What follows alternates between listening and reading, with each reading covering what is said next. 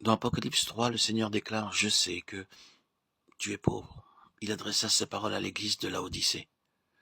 La pauvreté se référait ici au fait qu'il n'y avait aucune réserve, rien n'avait été amassé. Ce n'était pas un manque passager, mais un état permanent. Beaucoup de croyants font face à leurs besoins en vivant au jour le jour. C'est un sérieux problème. Ils sont dépendants des ressources de grâce temporaires. Ils n'ont pas de ressources permanentes. L'œuvre de Dieu dans nos vies est tout entière une œuvre de grâce. Et s'il retirait sa grâce de nos vies, nous serions entièrement vides. C'est une réalité que nous devons reconnaître. Cependant, il est aussi vrai que la grâce de Dieu doit toujours, de manière grandissante, être engrangée dans nos vies. Autrement, nous serons dépendants des grâces particulières pour être gardés dans sa volonté. Ce n'est pas son bon plaisir que ses enfants vivent au jour le jour. Il veut que nous ayons de riches provisions de grâce dans nos vies. Nombreux sont ceux qui n'ont pas de telles réserves. C'est pour cela que le Seigneur nous demande de jeûner et de prier. Lorsqu'en une certaine occasion, les disciples demandèrent pourquoi ils étaient incapables de chasser le démon qui tourmentait l'enfant, il leur répondit que leur incapacité pouvait être vaincue uniquement par la prière et le jeûne. À moins de nous discipliner rigoureusement, nous serons dépendants des dispensations de grâce particulières. Si nous sommes venus depuis peu au Seigneur, ce n'est pas anormal.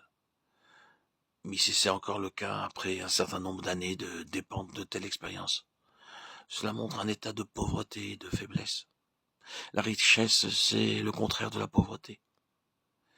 Être spirituellement riche, c'est avoir une provision de grâce. Il n'y a pas de pauvreté dans une vie où la grâce de Dieu a été engrangée tout au long des années passées. La pauvreté est chassée par l'amoncellement de la grâce.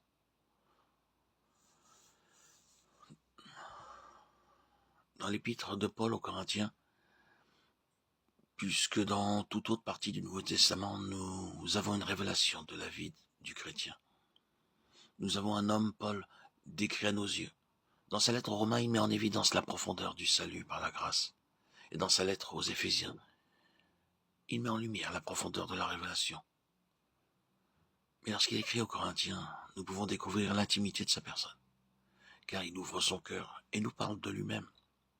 Nombreux sont ceux qui ne peuvent exercer le ministère de la parole de Dieu sans le secours d'une révélation particulière.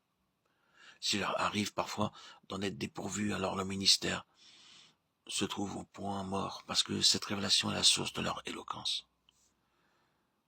Que la révélation nous soit nécessaire pour le ministère de la parole, c'est une chose certaine, mais considérons aussi que la révélation ne nous est pas accordée sans interruption aucune. Il en était ainsi dans le cas des 12 apôtres. Et il en était également ainsi même à l'égard d'un homme tel que Paul. Dans un certain passage, il déclare lui-même « Je n'ai pas reçu d'ordre de la part du Seigneur, mais malgré cela, il continue à servir dans le ministère. Il osait dire ce qu'il croyait lui-même, sans avoir reçu de parole particulière de la part du Seigneur. Cela est très étonnant. Il expose alors la base sur laquelle il avait osé poursuivre son ministère. Je donne un avis comme ayant reçu du Seigneur miséricorde pour être fidèle. Paul, de manière très claire, disait qu'il faisait part de son propre jugement. Il ne parlait pas d'une chose qui lui avait été donnée à ce moment particulier, mais il donnait simplement son opinion à l'égard de ce qui lui avait été présenté. Quelle grande chose de pouvoir faire cela. Au cours des siècles, les théologiens se sont posé des questions au sujet de ces déclarations de Paul, mais Paul savait ce qu'il disait. Il osait quelquefois dire ce qu'il pensait lui-même dans le domaine spirituel, sans en avoir une révélation immédiate.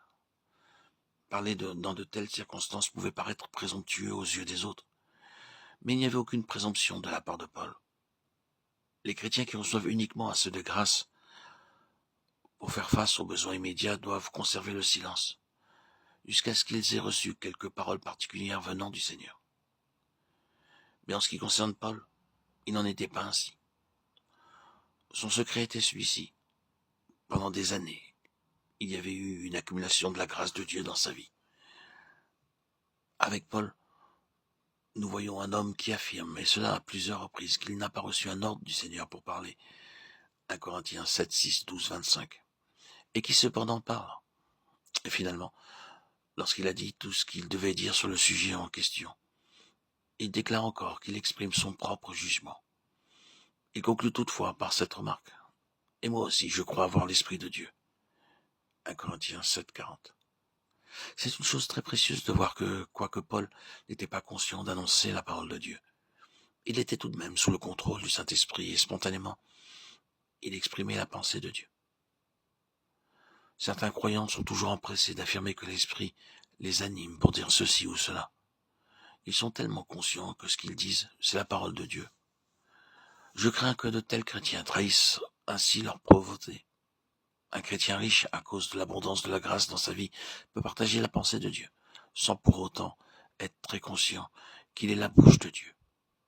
Un chrétien riche ne s'attend pas forcément à des choses nouvelles pour pouvoir les partager comme un oracle de Dieu. Mais le chrétien qui n'a pas accumulé des richesses tout au long des années est effrayé de devoir parler sans être conscient que ce qu'il exprime lui a été donné par Dieu.